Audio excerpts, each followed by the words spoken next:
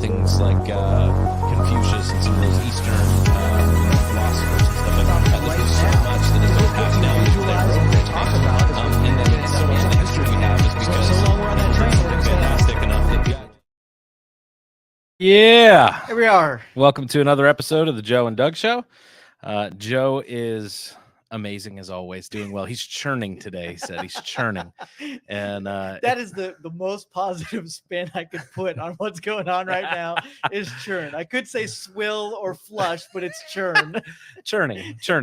We're chumming the waters for later. That's what it is. Oh, it's good. But no, we were chatting about a couple different things, and but I think the one thing that's on everybody's mind, and I don't know, I don't do a ton of like gossip TV, but everyone is stinking talking about Johnny Depp winning the case against Amber Heard. Did you sneak even a peek at that? I know that's not your wheelhouse at all. It was I looked, threw up in my mouth a little, and bugged out. Yeah. Like I kept going, like, why do we care about this? Like, you know, I mean, at the end of the day, like, regardless of whether you think it was a good verdict or bad verdict, like, just watching it, I'm like, these are two broken people in Hollywood that have gone through, like, why do I care how this turns out? Like, but man, the news ran it around the clock, and my brain always goes to, like, what are they not telling me? Well, they're running this crap around the clock. Like, what's going on behind the scenes here? Yeah, that's the tame stuff. Right. We could make a after-school special about all of the excerpts about how to not live your life and how not to be crazy, right? Just from one trial. Exactly. Yeah, and every time they opened their mouth, I was like, oh. Yeah, that was in your real life, or is this a show? Yeah, this is a show. It's bad. It's like not the Truman Show. It's just one of those things that they're the Hunger Games. You know, it's just a show to distract us from what's going on. So, but yeah. So one of the things that you mentioned, and it was in my purview to kind of hit one of these episodes. But we have been doing some spring cleaning at our house, and we've gone through, and I'm getting better at pitching stuff and throwing stuff away. And you were mentioning, being a minimalist versus the missus who likes her room with stuff in it, and, yes, and the flea markets and all of that. So I want to talk about that. Okay. My sister-in-law is certainly a minimalist. She came to stay with us for 2 weeks, and she was just like, I can't take this. There should be nothing on the kitchen counters. Like, everything should be clean and all that. And I'm like, yeah, but I use that every day, or I use that twice a week. So it's going to stay out on the counter. But then, I use that once a week, and I use, you start looking at that, and then you get into this stuff, and I don't mind the usability side of things, but I do kind of like the feel of the magazine picture of the minimalist house or the minimalist closet or whatever. But when it comes down to it, I'm not a minimalist. And so what are the advantages of, there's that book, everything's about finding your joy. Does that thing bring you joy? If it doesn't, throw it out. Right. And everybody was on that kick for a while. But I know that you are very much into, and people are starting to do their spring cleaning and starting to go through stuff. So talk a little bit about Joe's minimalist. Where does that come from for you? And then are you pitching stuff right now? So computers have lots of, things get antiquated in computers pretty fast. But me, I like to hang on to something for a little while in the computer world in case somebody asks me, like, hey, do you have an old floppy drive from a blah, blah, blah? And I can say, yep, I have it right here. And so I had this. I still have my floppy drives with all of my college essays on them. Oh my goodness. Drive me crazy. My brain is hurting. So I had to adopt some kind of philosophy about what I would save and what I would keep. And so I give myself the ability to keep some stuff that's a little bit older just in case. But that kind of thought really goes down the rabbit hole, because in your brain invents things that you're going to need this one day and whatever. So sure. my brand new philosophy, I got 3 little things that I do here. Okay. Number 1, if I haven't used it within a year, it's gone. Like 100%. Right? Heard you say that before. Yeah. Number 2, if I can't remember when the last time I used it, I put it in a box and put the date on it. And if I haven't opened the box in a year, the whole box just goes away. And I don't have to individualize what was in there. It's a burn if haven't been opened by X amount of date. And then the third thing is that if it's available to be purchased today, I would rather get rid of it, even if it's within the last month or so. I would rather not have it and know that I could go order it or sell it or give it to somebody so that it just leaves me. I mean, so the trail of going from 5 years worth of stuff down to 1 year's worth of stuff and maybe down to 3 months worth of stuff. I mean, if you really don't use it in that Sure. time frame, aside from things like decorations for a holiday that haven't come up, I mean, that would be pretty bad to have to rebuy that stuff, but regular everyday stuff. Yeah. No, that totally makes sense. And we were going through our garage the other day, and we were like, found something. We're like, what is this? And then we had to like, oh yeah, we used that. Remember 5 years ago, and you start looking at stuff like that. Now, some of it too, you have good stuff that you've gotten and you used one time, and other people may use it. Obviously, the pay it forward boxes do particularly food for the most part, but I love throwing those up on social media for free and saying, hey, if you want it, like we have two bikes right now. At the end of the day, they need a little TLC, but somebody could take them, fill up the tires with air, right. Put a little grease on the chain and have a brand new bike. I'm like, I don't need any money for it. Just like, I don't want it. Like, it's been sitting here collecting dust. I don't need it. Right. But you being a tech guy, you have to have a closet or a box full of cables from so my father-in-law, when he passed, we found under his bed like these 2 baskets full of cables from like 1983, like any cable you could possibly need, Joe, he had under there. We went through and we found chargers for phones that didn't exist anymore and all that. And it's just funny because I find myself in the same spot. Like, as a guy, one of the things that I value, so I'll keep stuff like that, so that the one time someone's like, hey, my charger broke, or I can't get this to work, I want to be like, I have that cable. Like, I want to supply that need. And I do it with one other thing that's kind of weird. I collect shampoo when I travel, and like soap from the hotels.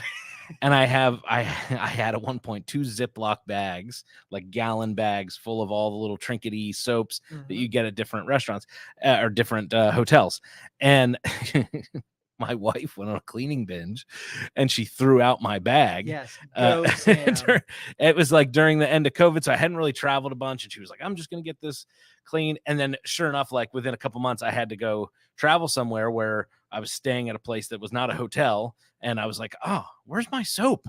I'm going looking for shampoo, conditioner, and body wash out of this little thing. And she goes, oh, I threw that out months ago. And I was like, I collect that soap. That's this whole thing. And it was so funny. So coming back from Israel, I collected the soap at the couple of hotels that we stayed at. And she's like, are you starting another soap collection? I'm like, I am. But this is fresh soap. This is a new soap. I just brought this back. And she was quite funny with it. Do you have anything like that you have like a little stash? No, I've rid myself of all of that. Honestly, I've convinced myself that if I need it, I could go get it. And if I hang on to too much, then I'm, sort of like excluding something in my future that I'm not going to have because I'm hoarding all of this other stuff. So I'm detacher, man. I get rid of it. So, and so there's no one particular thing that you hold on to. So with that being the case, then do you find yourself then, obviously you're quick to throw things away. In that minimalist approach, do you find yourself shortchanged at times? Do you, never. Not a single time, because I've given myself. That's the concern that everybody has. It's like, oh, buy it if I need it, and don't deprive myself of it. I made the agreement that get rid of it, and if you ever need it without feeling bad, go get the other one. And I'm telling you that it's not even close. The good feeling of being able to. It used to drive me crazy when I knew I had something and couldn't find it. I knew I had it because I saved freaking everything, and it took me days to come across that. I was like, it's not even worth hanging on to if you can't find it when you actually need it. Fair enough. So as we're doing spring cleaning, like we started in the garage, and we brushed out all the leaves and we pulled everything out, and then we went through and we were like, well, I guess we don't need this, and I guess we don't need that, and now you said Deb's a little different in that sense. So Sam and I are a little different. Sam would get rid of everything, and I would keep everything. And so how do you and Deb decide what stays and what goes? We have our own spaces where she can't impede on the minimalist space. So it would almost be like 2 different people lived in that house. You could tell whose room was who. Gotcha.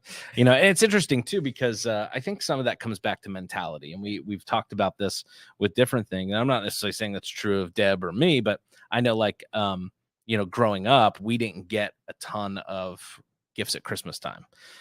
Mom and dad did what they could, but it was very minimal. And it was minimal because it had to be. They couldn't afford it. And so as I got older, and then I had started having kids of my own, I'm like, I want them to have like boom Christmas. Yes. Now, my wife, on the other hand, she had insane Christmas, and her family was well off growing up, so she got bucket loads of presents, and I've seen the videos and just total chaos, ripping paper open and all of that, and it's cool. So now she's like, well, the kids don't really need that, and I'm like, yeah, you can say that because you had that as a childhood, kind of deal. We have that discussion back and forth, but realistically, she's much more like, well, we don't need to go overboard with the Christmas stuff. We're just going to buy a bunch of junk that we're going to throw out. And she's not wrong. Correct. Right. But on the other end, my mentality is like, yeah, but I'm in a place where our kids can have an amazing Christmas. They don't need just 3 things under the tree. Like, I want them to open 27 presents and be like, look at all that I got, because I never got to do that as the mentality. How do you war against that a little bit, and where do you think your minimalist mentality comes from? Is it something in childhood like that where you were just kind of like, I don't need it, or is it something you've trained yourself to do? It's been training, just because of my own annoyance with having too much stuff, not able to manage everything that you have. It's more for my psychology. I can be in the same room with someone who's like that. I just can't share spaces with it because it would drive me insane. So it almost has to be, you have to broker a deal before you share space with it. So it's how to be treated. I don't impede on hers, sure, and she doesn't impede on mine, and we're golden. Yeah, I don't think there's necessarily a right or a wrong. It comes from that. I'm kind of curious with my son being able to see both of it in full glory, which he will choose, because it's he's got who does he tend to be more like? What do you? A little bit of both. Like, he's really able to adopt the best and of each of us. So that's interesting. Yeah, it'll be neat to see how some of that's developed, because obviously some of it's DNA, it's built in, right? Some of it's nurtured. And then some of it's going to be life experience, especially these next, 7-8 years for him. The things that happen, the girl that breaks his heart, like all that stuff is going to mark him. Right. And it'll be interesting to see which way that pushes him on a number of things, not just the minimalist versus, clutter. I heard somebody say one time to me, when I first came to Bridge of Hope, we cleaned closet after closet after closet and room. There was just stuff that had been piled up since, 1960, whatever. And we just pitched stuff left and right. We did several work days, and they had a whole space of decorating stuff. And I talked to the gentleman who was over the decorating, and I in my head, I did this series called Hoarders. You remember the show back in the day? Yes. And I said, a lot of this church space was like hoarders. Like, you guys have just kept stuff for the sake of keeping stuff you're never going to use again. And it was easy for me to come in and throw it out because I didn't have any emotional attachment to it. Now, almost 9 years later, there's things I have emotional attachment. I'm like, why would we throw that out? It's been in that closet for 9 years. But coming in, I didn't have any of that emotional attachment. So it was easy for me to be like, that's stupid. Why are we keeping that? Let's chuck it. And I'll never forget, the guy who did all the decorating. He looked at me, he was like, Pastor Doug, I know you think I'm a hoarder. I'm not a hoarder. I'm a pack rat. I know where everything is. and he was being a little tongue in cheek. And it was very organized, but I was just like, we don't need all of this. And that was true across the board, even like Christmas decorations and stuff. And I was like, guys, we had so much stuff, and some of it was broken, and it just got put back in the box and put in the corner, and nobody wanted to take it to the dumpster. And I find, that this is an interesting parallel, and this is where we'll jump into, people development a little bit. I think it's a parallel for our lives, because a lot of times we let clutter come, emotional clutter, relational clutter that comes in, and we compartmentalize. We don't deal with it. We stuff it down. We move forward. Sometimes it takes a friend to pull that out. Sometimes it takes a book. Sometimes it takes counseling. To help declutter some stuff that's been piled up. And we're like, I haven't really dealt with that, or I've gotten used to it. It's like the old couch in the basement that everybody's like, couch is kind of gross. But you're like, I've had that couch since college, And I know for myself, when I go through declutter phases, I think a couple episodes ago, you were talking about going through a loss phase, where you're just kind of consolidation phase was the word you used. And I think those are important emotionally. And I think those are important relationally. I think across the board, just like you do spring cleaning in your house to get rid of stuff that, hey, this is just taking up unnecessary space. There's some things in life that are taking up unnecessary emotional space, taking up unnecessary relational space. And it's good to evaluate that. But the longer stuff is in your life, the harder it is sometimes on an emotional level, relational level, social, whatever, financial, to say goodbye to those things, because you grow attached. So that's where it's good to have people in your life I can say, hey, I know you've been working with that for a while, but it's time to release it and let it go. Especially with big things. So how does Joe navigate Joe in that sense? It's one thing to talk about throwing out a bowling ball that's been in the closet for 10 years. But it's another thing to say, you know what? That relationship's run its course, that project's run its course, that that emotion that the thing that I continue to fret about and stand in front of the mirror every night thinking like, oh, I don't want to deal with that and dread. So how does Joe navigate those things? Well, see, I consider all ill health, right? People get unhealthy a million decisions back to back to back. So you don't get unhealthy in one deal. Yep. So I really hate when people hurry up and clean before they get company or do a spring cleaning. Yeah. I'm a nutrition guy. Okay. So, but the easiest way for me is if I set a rule set that I walk into a room and let's just say, okay, my car's a mess and I've got 1,000 things in there. Mm-hmm. Well, math says if I take 2 things out a day, then the car will be cleaned in 3 years. And as long as I don't make it worse, and I can always make it better over a long period of time if I have patience with myself and I deprive myself of those chemicals. But what we talked about a couple shows ago, if I walk into a room and say, I got to get rid of stuff. So I'm going to pick up 2 things and I'm going to say, which would you rather keep? The one that's in the one that I say I would not rather keep, that's the one that gets ditched because it's easier to make a decision about one single thing when compared to another than look at a whole plate of stuff that you really want to keep. Yeah. It's not forcing you into a decision because there's a million of them. Yeah. No, I think that's really good. It's tough to be in a constant state of, I kind of look at life in seasons. So, you have some seasons, you mentioned a consolidation season. You have some seasons where you're harvesting, the work that you've put in. You've poured a lot of energy into the soil. You've put down nutrients. You've watered it. You've made sure it's gotten the right sunlight. Now it's producing fruit. And you're like, oh, I get to eat this. This is great. Right. Everybody loves the harvest season. For sure. But you have the winter season, where you need to prune your trees and you need to sharpen your tools and you need to, that fall winter season is important. Things have to die in order for the spring to come and things to live. So, is there little prunings you can do in the harvest season? Sure. I find for myself that it kind of ebbs and flows. I'm not a attrition like that where, hey, I'm going to make 1 to 2. I see what you're saying. And I know you did this with your phone with apps. Yeah. I remember you posted a while ago. You're like, I'm going to delete however many apps a day that I don't use until I get down to so many apps. And that's what I'm going to do. And it's funny because, you look and I'm like, man, I got 300 apps. And I'm like, you use 10 apps like a week. And, 1 or 2 of those apps like, all right, yeah, that needs to be there for X or Y. But, the vast majority of them you downloaded one time. I used to do this with games because everybody would get into, certain games. And I would say to myself, you know what, I'm going to play this game for 1 week. I'll put it on my phone. I know I'm going to have some downtime here, and here. And I would play that game for a week and then I would delete it at the end of the week. And I did that for a while. And then I found a game or 2 that has now stayed on my phone. And I've been feeling kind of convicted because it's been on my phone for a while. And one of the things, and I said this last show, that Israel does for me is I unplug and I don't use my phone as much. And I literally, Sam and I were sitting, she was doing a puzzle last night. And I was just found myself, I'm flipping through my phone. I'm like, what am I doing? I didn't do this for 10 days. And I don't want to work on that puzzle, but I could be doing 19 other things. And here I am in mode playing this stupid game again. Right. And so I got to a spot where I'm like, all right, I need to delete that game because it's robbing me of time where I could be doing other things. But I go through seasons with that. It's not every week. It's not every day. And sure, would it be easier if you did it that way? Absolutely.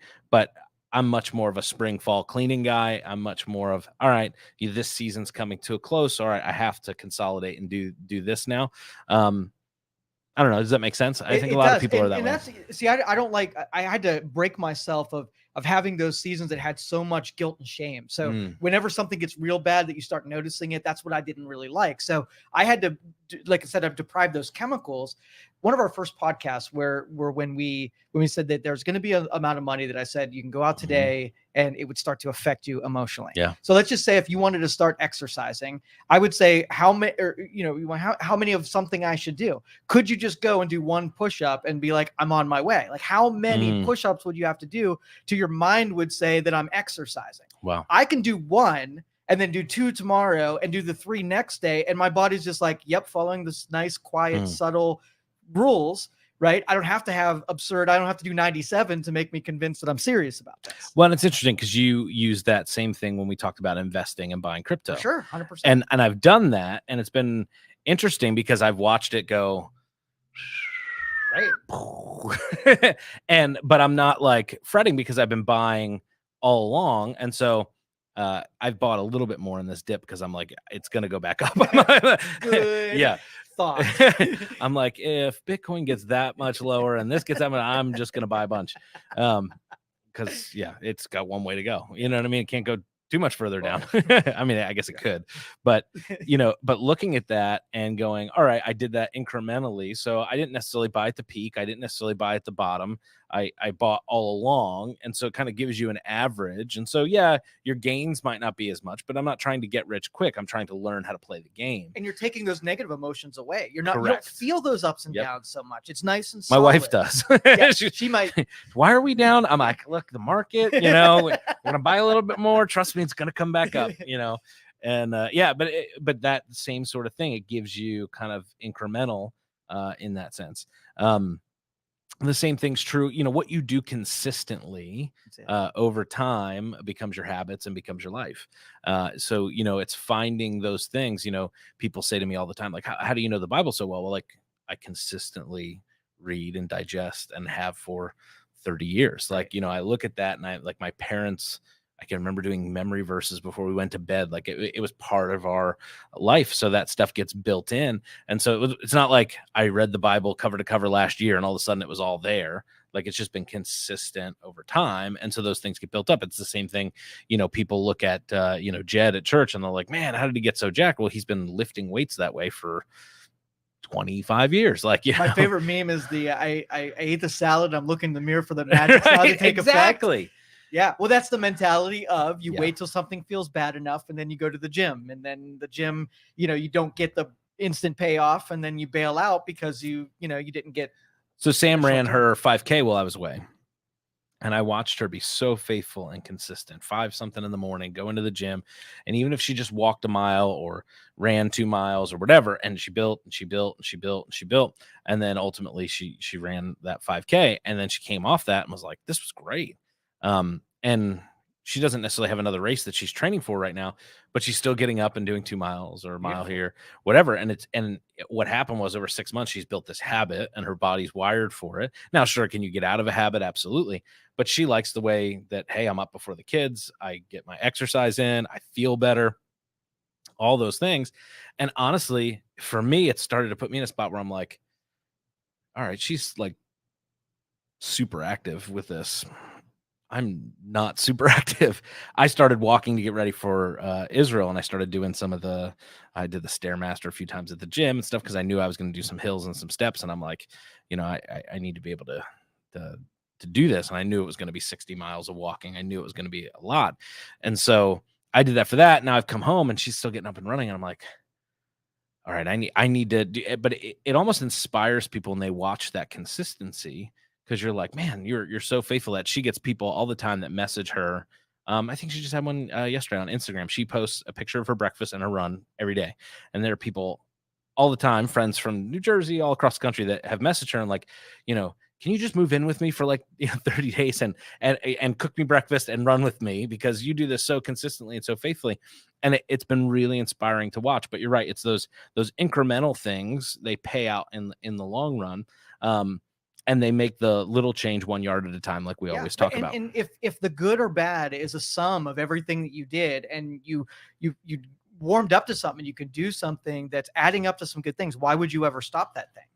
When we were in our teens, I started my first car payment was $200 and some, and I decided that I'm going to save $200+ every month for the rest of my life. And the longer a car would last, the bigger car, better car that I could get after that one. And the longer I made it last, the bigger car I got. But I've always invested the same amount in a payment towards that car. Wow. Because it worked out mathematically. Yeah. So you pay cash for your cars? Well, for the most part? Yeah, pretty much. Wow. Yeah. I mean, that's a total Dave Ramsey move, to pay cash for the car. But once you develop that, I walk a mile if you can actually do it, and it improves the health, and there's good things on the other side, and you keep doing it. Yeah. If you have something like, I gamble, and if you can connect that with really good things, keep doing it. If you can't, stop doing those things. You're just assembling good things to equal, good outcome. No, that's good. And so with that kind of minimalist mentality, I know you said you don't feel like you're missing out. You feel like you keep yourself pruned, but you're always in a spot where I can go out and do that, or I can go out and get that. Um, are there any advantages to the other side of the aisle? Yes, there is. I think there's some motivations that are a little bit easier because they're much more exciting when you can go feel like lots of fruit all at one time. My fruit's like a raisin every 30 seconds versus a cornucopia of a Thanksgiving dinner is what you got to do. So you got to quiet yourself and desensitize yourself because the rewards are more often, but really smaller.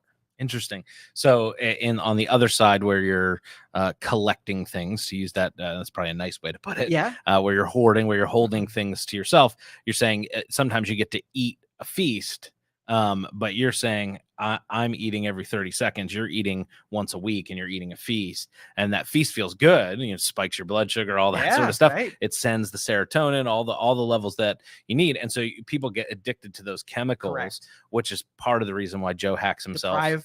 The chemicals, and then you can play your own game. I mean, think about those chemicals work against you when you eat like a big carb thing and you don't eat for 3 hours. Yeah. I mean, it controls you. You almost have to go eat again because it's making you. Yeah, that's totally wild. So then, if somebody wants to break out, and they're going, hey, I'm hoarding stuff. I got clutter in my relational life. I got clutter in my house. I got clutter, and I find that it trends. Like when my car's clean and my house is clean, like I feel like I go through those seasons. I'm like, oh, everything's all spick and span. It feels nice. But if they're wanting to break out and they're saying, hey, I want to get rid of some stuff, what's step one from Joe? You have two choices, and it's all your personality type. So if I were helping you, I'm going to assume you're the personality type that, probably is being covered and compressed by their load. I would do a spring cleaning, bring it back to zero, right? And then make a deal with yourself that, let's just say you have a nice clean counter and there's 0 things on there. I want one thing that goes on there to really disrupt your brain. Right? Don't wait till there's 100. That one, like, put the effort into maintaining once you've got it back to 0. But if you're one of those people who lets it go and then gets, ashamed and guilty because it got bad again, you get to start over next time. It's no fun. Does Joe have a junk drawer?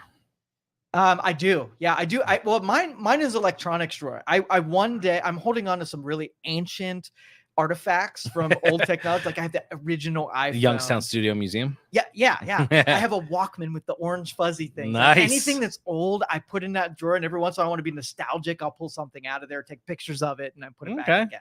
That's my junk drawer. Yeah, but you don't have like a drawer with like, pencils, a stick of gum, paper clips, and that sort of stuff. That's the typical junk drawer with 37 keys that you don't know what they're for. Right. All that. It's always amusing though, like when you have stuff like that, there's a certain familiarity and a comfort with it. You're like, I might need that. I can't get rid of it, and I find that to be true life-wise as well. For me, I think doing the spring cleaning is always good, but I tend to, and this has been a pattern for me.